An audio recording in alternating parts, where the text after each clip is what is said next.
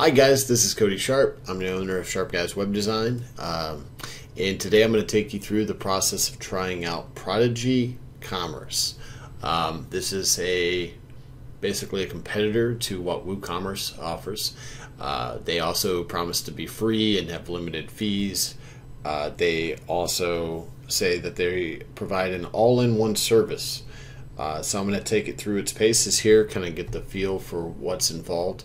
I've signed up for a Prodigy Commerce account. It was free to sign up. Took me not very long, maybe 1 minute, less than that, maybe 30 seconds, just a short form. I'm going to go ahead and with this demo site I have set up on SiteGround hosting, connect. Now, one thing I do note here is I don't have an SSL license yet for this trial or test hosting. So we'll see if that causes any problems. If it does, I'll fix it real quick. Okay, so I clicked the button and it found the account. So it must have, because I'm already logged in, it must already be able to find the account. So I'm going to go ahead and click connect. I do want to connect that. Now, the one thing I noticed is that when I created a store, the store is sharpguystest.prodigycommerce.com. So I had to come up with that URL. So I guess one question will be, do I have to come up with a different one each and every time we work with a client? I assume yes. Although then they also have the ability to add multiple stores. And they have a development version and then a live version of the store. So we'll figure that out momentarily. We'll go ahead and click continue here.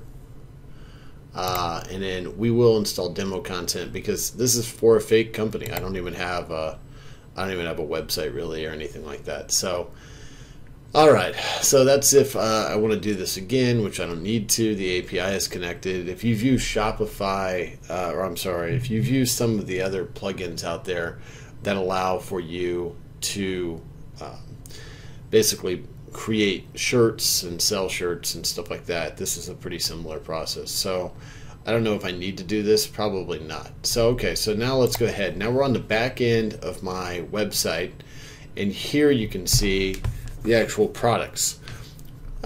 Similar looking to WooCommerce. A few differences here that I'm noticing. You got on the back end, you have your price, your category. I don't see any ability to bulk do anything. So if I want to like bulk edit these, or if I want to bulk select these, I can do that. And I'm a little worried about that because if I go over here into their WordPress plugin, someone had mentioned 2 years and a month ago that they wanted bulk product delete, and it was said that they were going to have it within a few weeks. And that was 2 years, 1 month ago. So it may be possible. And maybe it's possible within Prodigy, but it's not looking like it's possible here within WordPress. Okay, so in fact, let's go ahead and click View Products within Prodigy. Now here, I have the ability to select all these products. Let's see if I have to go, if I go down to the bottom, what can I do with that selection? I can set them as visible or hidden, but I don't see any other option. Interesting. So as far as I can tell, that still doesn't have, there's not a bulk delete in the way that we would think about it, unlike WooCommerce. That's kind of problematic. I mean, I use price increases quite a bit. When we're working with stores, we'll just select, let's say we go to a category and we want to increase the price throughout that category by 10 or 20%. In WooCommerce, we just select the products, we go up here, we're going to bulk edit. We can go over and then select that we want to do a 10 or 15% increase. I don't see how you can do that here. Again, maybe this is in a different place, but it's not self-evident. And since WooCommerce is kind of the default and the big guy out there on the WordPress side, that's kind of what I was looking for. Now, one thing that's true about WooCommerce, when we're doing any kind of bulk editing, it's very taxing on the server, and this is when you see a lot of timeouts. And in fact, that's one area where I know that having this external AWS hosted kind of e-commerce solution would be beneficial. However, if we're not getting the same functionality that we would have gotten out of a WooCommerce solution, then I'm not sure if it's as important here. I don't even see the ability to set something out of stock or in stock in bulk. Again, maybe it's here, but I would have thought it would be right here. Okay, so let's go ahead and click View Details on these pair of pants here. So the place that we do that, okay, so this is all demo imported stuff. Now, I don't have even a theme set up. A lot of times we only use, when we work on a website, we use Avada. And Avada is the most commonly sold premium theme out there at this point. It has its own page builder. It's a little unique. So I haven't installed that yet because I wanted to kind of see what it looks like in default behavior without doing anything like that. And you can see it looks pretty good. So I'm going to go ahead and I'm going to click Edit Post. That's a weird thing for me to see it as Edit Post instead of Edit Product.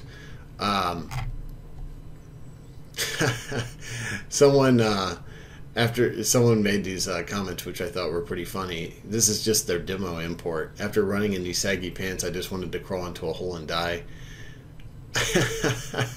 They chafed me, so I don't know, but that's kind of funny.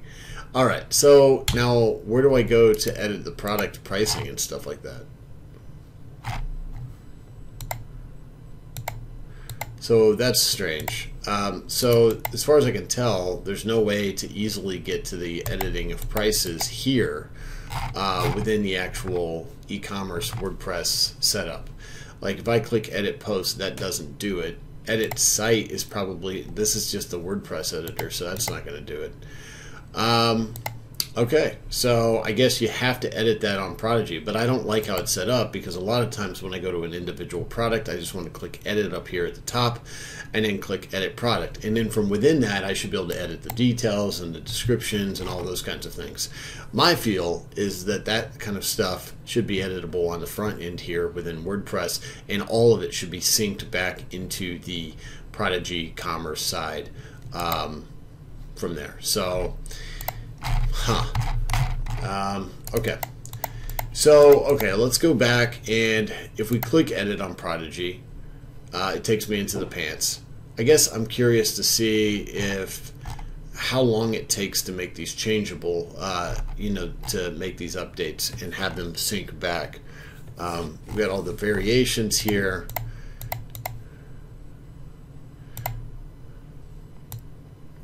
Product variations allow for me to change this stuff, but you can see, I mean, I got to go through all of it one by one.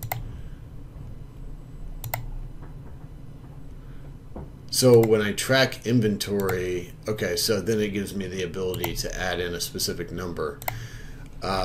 Depending on the client, I mean, sometimes you'll have inventory need to be imported in on an ongoing basis from an Excel spreadsheet, and that Excel spreadsheet is tied to their inventory management system.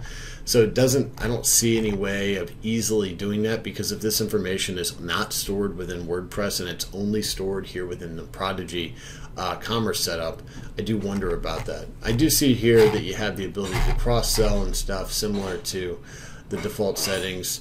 These are your attributes. Again, that's all pretty similar.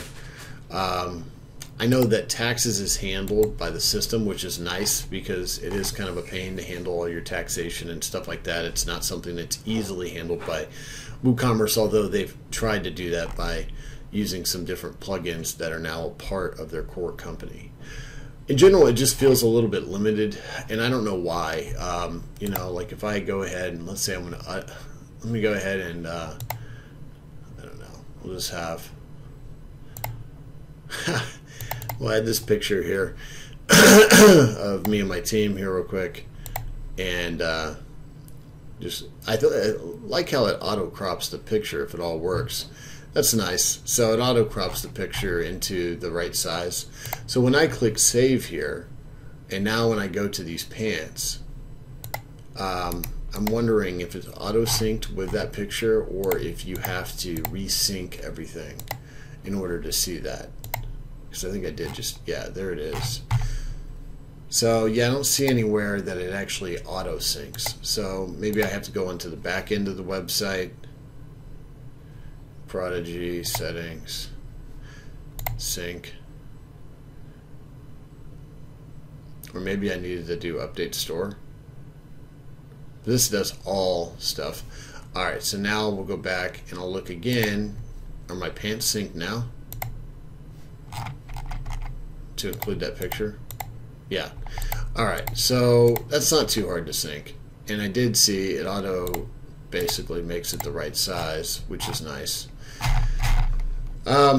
Okay, so I don't care for the lack of ability to edit products directly from within here. That's one thing. My other concern is that those variable products are kind of a pain to edit compared to other mechanisms. Let me go ahead and pull up here a site that I've built a while ago on e-commerce, WooCommerce, and show you what I mean.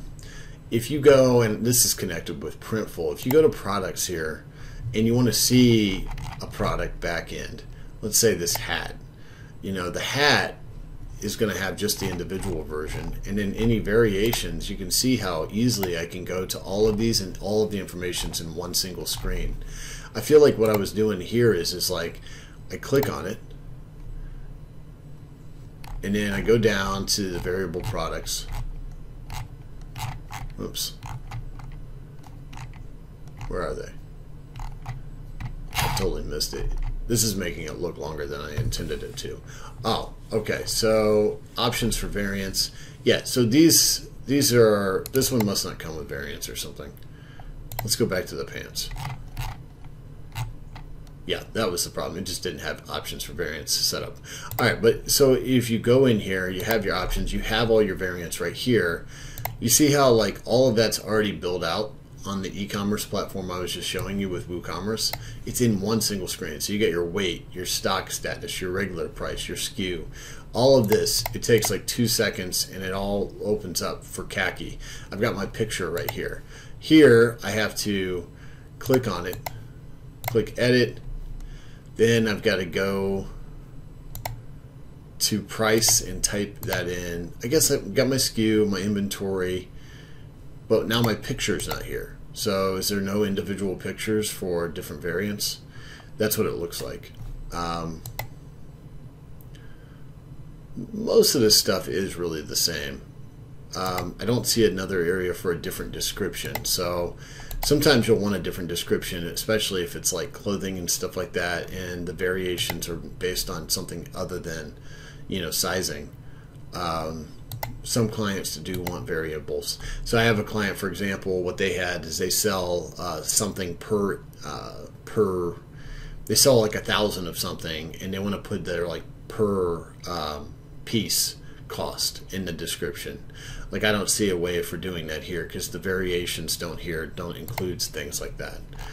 I do see the search engine listing preview, but this kind of makes me nervous, to be honest, because now it sounds like they're handling all the SEO directly within the product listing here, which, that means that we're not handling it within our common system of like Yoast SEO or something like that. So not only are we converting folks over to an SEO or a e-commerce platform that they may not be as familiar with or is not as commonly used, we're also changing out the actual URL process, the SEO process. And the things that worry me the most here is that I'm not sure why, but it's showing me the port number here within the URL, and that's not going to play well with Google. And I don't know if that's how they're showing it to Google or if that's how they would not show it.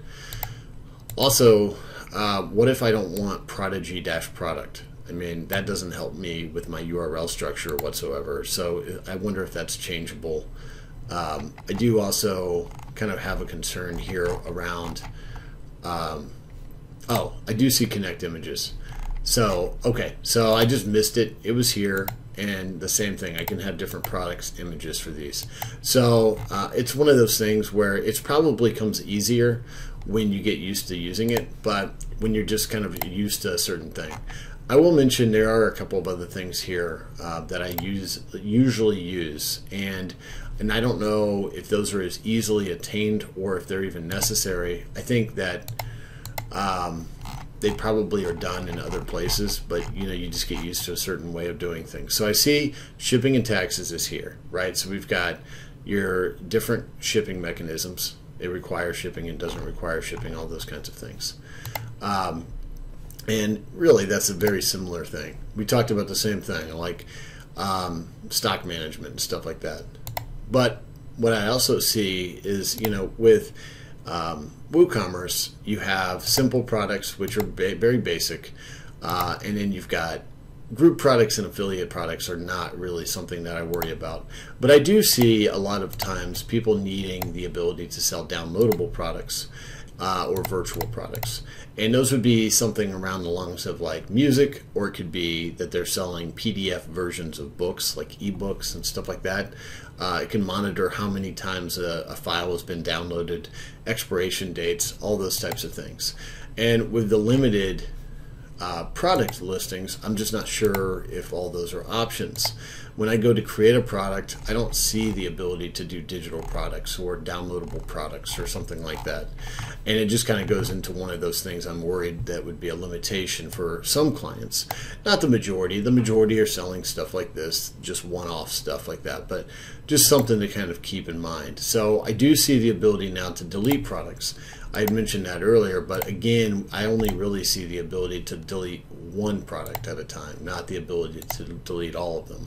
And it concerns me when people kind of answer questions on bulletin boards saying that they're going to get something done in a week, and here we are 2 years later and it hasn't been done. So that typically points to, a company that's trying to do lots of things, but usually you get pulled in the direction of your biggest clients.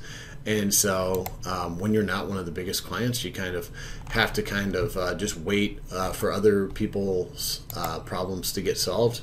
I say that having been someone that worked at some of those companies when I was a director of marketing, and I would tell people, yeah, that's coming, or this is happening soon, and this is happening soon, but then it doesn't for whatever reason for a while. It's frustrating, for the customer, but it's also frustrating for those people that are saying it because, they think that it's actually going to happen. Okay, so they've got a couple of different apps that they have. I like that subscriptions is here. This is something that is not at all included within e-commerce or within WooCommerce. And I'll tell you, this could be an area that would be really useful. A lot of companies really struggle with the ability of having ongoing revenue. And there's a reason to have subscription services for any number of companies. So, if you created a new plan for your company to provide ongoing services for someone, and then you said every 2 months, we're going to have, you pay us, let's say $100 or something like that, and you assign a product to that, then that would be a really good thing. Here, of course, we don't really have that. We have a clothing store, and we're probably not going to provide tops on an ongoing basis or whatever it would be.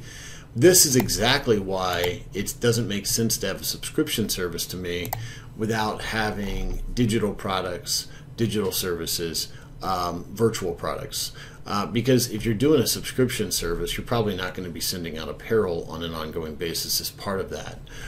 So I think if you have a subscription plan, it probably makes more sense for it to be something where it gives, there needs to be the ability to do these kinds of digital products or digital subscriptions. So, okay, what else have we got here? You got your dashboard, manage your shipping. I did see that they're supposed to be able to provide rates based on your origin, which is nice. I mean, that's not much that you have to worry about if that's the case. Let's go ahead and use this corporate address, or this company address. All right, and then use that just as an example. Well, and I guess maybe because it's, that doesn't make any sense. Yes, I did.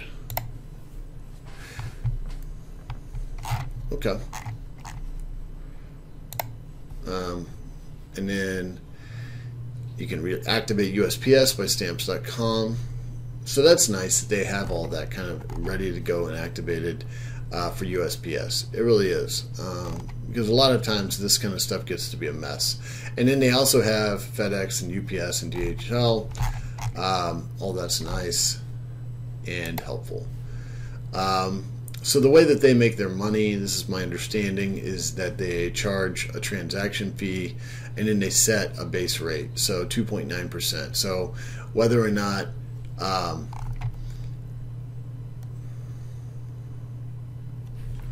it's only available to the store owner role. You can transfer ownership to store by creating a new user and selecting the transfer owner option. I guess because I'm set as a developer, and then you can call them up, which is, that is nice. You don't find a lot of people that can still do that. So, and you know, this honestly, this isn't a bad rate. You know, I pay about that much anyway for Stripe, and I don't have any other services that are provided for me. It's nice that they have the tax calculation as part of it. It's nice for sure. For the majority of tax calculations are only available in live mode. Test orders will always show zero tax. Okay, that's good to know. Emails, confirmation email. Okay. All right. So pretty basic, kind of like order, and you can do, it looks like, some styling and stuff like that. Although it's pretty limited styling. I don't see any kind of like nice, easy to, like, you know, basically this is some code right here, right? You're not, your average user is not going to go in here and style this appropriately.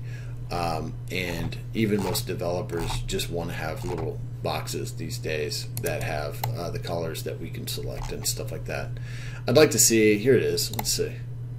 See, but even this, so we've got the logo, and then you've got the header, but why make anyone use any kind of custom URL or like custom HTML at this point? I mean, we're kind of past that. It's 2023, so I'd like to see that kind of be a just a real basic editor. I mean, even WordPress default doesn't use HTML anymore. So since we are using WordPress, and since we are using kind of a modern system here built on top of WordPress, I think really we need to have an interface that looks and acts nice for anyone that's interested in this. Because what I can tell is that, you know, as far as I can tell, all of this really is a pretty easy process to set up. But it's also made for people that don't have maybe as robust as needs as some of the clients that I work with. You know, when we talk to people, we need to make sure that there's basically all of the endless, ridiculous capability of e-commerce. Some of our clients need that kind of stuff. Here, for example, we integrate with Printful. Now, this is my own website that I've made for fun, and I do some like retro, you know, shirts and logos and stuff like that. But I created all this stuff in Printful, and it basically injects all of this stuff automatically into WooCommerce. And it's not something that I, you know, am like updating much or taking seriously. I get an occasional order or something like that. But it only took me a couple of hours to set it up, and then I was done with it. You know, that's the kind of thing I think this could do really well with, but it doesn't have the Printful integration, right? That Printful integration is specific to WooCommerce because it's kind of the big guy out there. So when you don't have those types of integrations that you can build off of, you really are only limited to what you're able to sell right away. So I would say, you know, I don't see ourselves using this in the majority of cases, just because there's some things, like I said, that I really do feel like are lacking. I don't like the inability for us to easily just edit things. I don't like the inability for us to make bulk changes to prices, to, you know, make deletions. I don't like the lack of, you know, one thing I don't see here, and maybe I'm missing it, is I don't really see any reporting. I mean, reporting in e-commerce or WooCommerce is pretty robust. We have an orders area here, and then all orders, but I don't see any reporting around taxes. I don't see any reporting around stuff that can be exported out to a financial software. I mean, those are the types of things a lot of companies need in order for them to use an e-commerce solution. For example, companies are looking to export out order data directly into QuickBooks or some of the other financial softwares that are out there. So, without that, it kind of limits those types of things that companies are looking to do on a pretty ongoing basis. And this is something I think WooCommerce can do better with as well. I don't see any kind of analytics, that are out there. This is something else. Again, you may or may not need for it, but the majority of companies that are doing good business on WooCommerce have quite a bit of analytics that they want to look at in order for them to be able to kind of figure out which items they want to put on sale, which items they need to call more attention to, which items they're out of stock on a regular basis.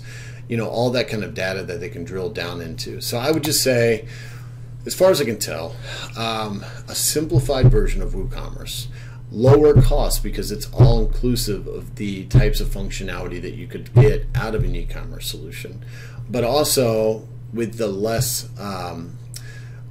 cost because you don't have to buy any of the add-ons, or you don't have to worry about the e-commerce or the shipping solutions. You don't have to worry about those kinds of things. With that cost reduction, you're also losing functionality reduction. There's one more thing I'm going to try. I'm going to go ahead and I'm going to install what we always use, which is Avada, and just see how their templates look within the Avada default WordPress setup. Okay, well, you can see it actually looks really the exact same with just the Avada functionality at top. Now, I assume that there will be no way to edit this layout using the Avada builder. Doesn't look like you can, so that's not a surprise. So basically, the layout itself can be edited, but I assume, and I could be wrong, but any kind of edits to that are going to have to be done through the actual plugins, HTML or PHP. So here, let me turn off the security for SiteGround here, and I can get to the editor for the template. Alright, let's see, Prodigy Commerce. I assume we'll find templates in here somewhere. Content, oh there we go, templates, partials, single product reviews, content. So if we want to change how those layouts actually look, then you're also going to deal with the difficulties of doing that kind of thing. So it's probably here, and you can see, I mean, this is a pretty normal kind of like e-commerce approach. WooCommerce looks like this by default too, right? WooCommerce, until maybe here recently, I think they do have some kind of builder. What we do a lot of times nowadays, with WooCommerce being what we use all the time, and what we do as well as we use Avada, what we're doing all the time now is we can actually build out templates for Avada using the page builder. And so that kind of makes everything a lot easier. I'm not trying to, like I said, I'm just trying to show people kind of like how our product templates are set up, which are like this, right? So it looks right here, you can't really tell how it looks, but this is our product templates, right? So if I wanted to change how this picture was, if I wanted to move it over to the right, I just move it, and now all of our products would be like that. Or if I wanted to change the features that are included within this block here, I could do that just by kind of going down and looking at the details. And I could also change the color schemes and all these kinds of things. So we're probably not going to be in a position to move backwards and away from that, because it's so nice to be able to have that flexibility along with all these little WooCommerce blocks, the short description, related products, and then just putting them wherever we want and have them interjected. So right now, as far as I can tell, the PHP code is probably the way to make the majority of changes around these templates. And it looks like there is some shortcodes as well. Shortcodes are typically going to be have the capability of adding certain components any number of places, and sometimes these shortcodes can add and modify what is shown within them, but they usually can't change how it is shown. That how it is shown and the layouts for that's usually going to be more around the templates and stuff like that. So probably also would not give you that kind of capability. So anyway, I enjoyed kind of looking at this. I do think that there's a lot of room for improvement when it comes to WooCommerce, and I do hope to see improvements because, you know, the speed of a product that is not on your back end, especially when you're looking at a much larger like e-commerce solution, you know, or I'm sorry, a much larger presence. This is a very small website with just a few products. If you go to a product website using WooCommerce that has 1,000 products, many variations, it can be very slow to load sometimes on the back end side and work with. And I think that if, you know, a company like this comes along and continues improving itself, that's the kind of thing that can be a really big benefit, because you're really taking the load off the processor on your server and putting it onto their side. But I think there's some tweaks and improvements that need to be made in order for this to be really an effective solution for a more advanced client that's looking to do something not only now but into the future 5 years. Thanks.